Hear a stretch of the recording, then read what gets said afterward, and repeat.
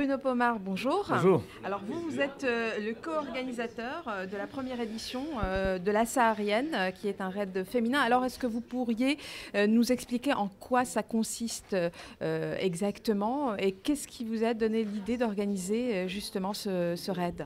Alors ce raid de la Saharienne, c'est la première édition du raid de la Saharienne. C'est un raid exclusivement féminin, par équipe de 2. Qui dure une semaine, du 17 au 24 février. Ce raid est un raid sportif, évidemment, où nos concurrentes vont enchaîner des disciplines de sport-aventure, de VTT, de bike and run, de canoë, de tir à l'arc, de parcours-aventure. Cette opération aura lieu à Darla, dans le sud du Maroc. Et cette action a une particularité, c'est qu'elle sera en même temps solidaire, parce que c'est un vœu que nous souhaitons, nous en tant qu'organisateurs, avec Ultimate Events, la société française qui organise cet événement. Et l'idée, c'est d'associer des associations tout simplement caritatives qui travaillent sur la monoparentalité. Donc avec Neza Bidouane, ici, qui est une star reconnue, soutient des associations concernant la monoparentalité et la famille, ça c'est important.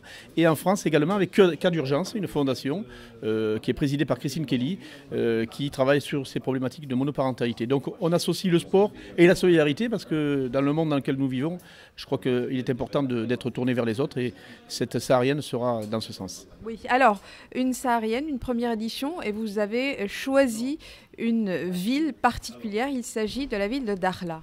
Oui, Darla, parce que d'abord c'est un site, un lieu d'aventure formidable, c'est un spot de kitesurf, on le sait, tout le monde le sait, mais en même temps c'est un formidable terrain de jeu pour faire de l'aventure. C'est le désert sécurisé, puisqu'il y a des accès relativement faciles au niveau des routiers, et en même temps c'est un moyen pour nous de permettre à nos concurrentes, et ça va être la première fois depuis 15 ans que j'organise ces événements, que nous allons fouler le désert, et ça c'est quelque chose de très important. Donc Darla effectivement se prête merveilleusement bien à ce type d'événement, et on est très très content évidemment de se rendre dans cette région. Alors une première édition, vous avez beaucoup de concurrentes, vous avez pas mal de personnes qui se sont inscrites? Alors oui, c'est une première édition, c'est jamais facile à monter, surtout dans les périodes actuelles en termes économiques et autres, mais cette année on devrait partir avec près de 80 concurrentes sur cette première édition, donc c'est un succès non négligeable, hein, et je peux vous assurer que vu les événements que nous avons montés auparavant, c'est un très très bon départ pour nous, et l'année prochaine je peux vous assurer qu'il y aura beaucoup plus de monde. Mais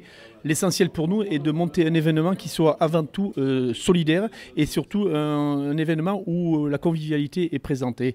C'est vrai que les événements où il y a beaucoup de monde, ce n'est pas souvent le cas. Donc notre souhait avec Georges Cubuchian et la société GK qui nous soutient en France, c'est évidemment d'avoir un nombre de concurrentes plus conséquent l'année prochaine, évidemment, ça c'est un vœu, mais en même temps de modérer tout ça pour éviter que ce soit une usine, comme on dit, voilà, tout simplement. Alors avant de finir, peut-être un petit message aux auditeurs et aux spectateurs qui nous suivent sur la Web TV de Radio Mars. Eh bien écoutez, rendez-vous d'abord sur Radio Mars, et puis évidemment, puisque vous êtes partenaire et vous nous soutenez, c'est important, les médias. Encouragez les concurrentes, il y aura des équipes marocaines qui seront présentes, donc encouragez vos équipes marocaines, et encouragez aussi les équipes françaises, évidemment, c'est important. Merci beaucoup Bruno Pomar. Merci.